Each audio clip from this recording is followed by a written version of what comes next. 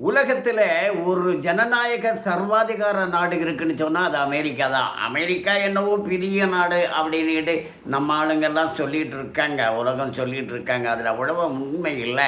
ஏன்னா இந்த டாலருங்கிற விஷயத்தை அவங்க கையில் வச்சுக்கிட்டு அவங்க சௌகரியத்துக்கு அவங்க தேவைக்கு அதை பிரிண்ட் பண்ணிக்கிட்டு அவங்க உலகத்தையே ஏமாற்றிக்கிட்டு இருக்காங்க. நிறைய கடன் வாங்கி வச்சுருக்காங்க அப்படிங்கிறது தகவல். அந்த அமெரிக்காவினுடைய ஜனத்தொகை 34 கோடியே 50 லட்சம் தான், நமக்கு 140 கோடி. அப்போது ஜனநாயகத்தில் பெரிய ஜனநாயக நாடு இந்தியா தான். நமக்கு பக்கத்துலேயே அவங்க வரல, 3ல் 1 தான் அவங்க இருக்காங்க. அங்கே அதனுடைய அதிபராக இருக்கக்கூடிய, அதனுடைய ஜனாதிபதியாக இருக்கக்கூடிய டொனால்ட் ட்ரம்ப் மிகப்பெரிய சர்வாதிகாரியாக இருக்கார். ஜனநாயக நாட்டினுடைய அதிபர் மிகப்பெரிய சர்வாதிகாரியாக இருக்கிறார். அவருக்கு இந்த அமைதிக்கான நோபல் பரிசு நமக்கு கிடைக்கணுங்கிறது ஒரு ஆசை. எனக்கு அதை கொடுங்க அப்படின்னு வெளிப்படையாக யாராச்சும் கேட்பாங்களா? ஒரு பரிசை எனக்கு கொடுங்கன்னு யாராவது கேட்பாங்களா? ஆனால் டொனால்ட் ட்ரம்ப் கேட்டார். ஆனால் அவருக்கு அந்த பரிசு கொடுக்கப்படவில்லை.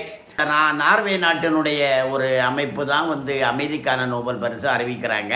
அவங்க 2025 நோபல் பரிசை யாருக்கு அறிவித்தாங்கன்னா வெனிசுலா நாட்டினுடைய எதிர்க்கட்சி தலைவிக்கு அறிவிச்சிட்டாங்க. 2025 நோபல் பரிசு என்னைக்கு வழங்கப்பட்டதுன்னா டிசம்பர் மாதம் 10ஆம் தேதி வழங்கப்பட்டது. அப்போது அந்த டொனால்ட் ட்ரம்ப் சர்வாதிகாரி என்ன பண்ணிட்டாருன்னா டிசம்பர் 10 நோபல் பரிசு கொடுத்தாங்களே வெனிசுலா. அதனால் இவர் அடுத்த மாதமே 3ஆம் தேதி அந்த வெனிசுலா நாட்டினுடைய அதிபரையும் மனைவியையும் கடத்திக்கிட்டு வந்துட்டார், சிறைப்பிடிச்சிட்டாரு. எப்படி? இராணுவத்தை அனுப்பி. எந்த இராணுவம்? ஜனநாயக நாட்டினுடைய இராணுவம் அனுப்பி சிறைப்பிடிச்சிட்டு வந்துட்டு எதுக்காக அப்படிங்கிறது நிறைய பேருக்கு புரியலை. அவங்க ஏதாச்சும் ஒரு காரணத்தை சொன்னார். அவர் அவங்க என்ன போதைப் பொருள் வியாபாரம் பண்ணுறாங்க அப்படின்னு. அவங்க போதைப் பொருள் வியாபாரம் பண்ணால் இவருக்கு என்ன? இவர் சிறைப்பிடிச்சிட்டு வந்துட்டாரா?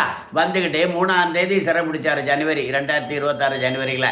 2026 ஜனவரியில் 15ஆம் தேதி அந்த நோபல் பரிசு, அமைதிக்கான நோபல் பரிசை கையில் வாங்கி வச்சுருக்காங்க பாருங்கள். அந்த வெனிசுலா நாட்டினுடைய எதிர்க்கட்சி தலைவி மரியா கொரினா மச்சாடோ அப்படிங்கிறவங்க, அவங்கக்கிட்ட போய் அந்த நோபல் பரிசை வாங்கிட்டு வந்துட்டாரு. நான் நோபல் பரிசு வாங்கிட்டேன் அப்படின்னு சொல்கிறாரு. நோபல் பரிசை எப்படி வாங்க முடியும்? அந்த பரிசுங்கிறது அது எப்படி? பரிசுன்னா என்னங்க? ஒருத்தருக்கு ஒரு பரிசு கொடுத்தாச்சு, அதை போய் இன்னொருத்தர் எப்படி வாங்க முடியும்? அது பரிசுக்கு ஒரு அடையாளம் இருக்கும். ஒரு டாலரு ஒரு சின்னம் இருக்கும், அதை வாங்கிக்கலாம். ஒரு சீல்டு இருக்கும், அதை வாங்கிக்கலாம். அதை வாங்கியிருந்தால் அது பரிசு இவருக்குன்னு எப்படி ஆகும்? அப்படி பரிசு விற்பனைக்குரியது இல்லையே, அது ஒரு பாராட்டுதலுக்குரியது, பெருமைக்குரியது. அதை போய் வாங்கிட்டேன்னு சொல்கிறாரு.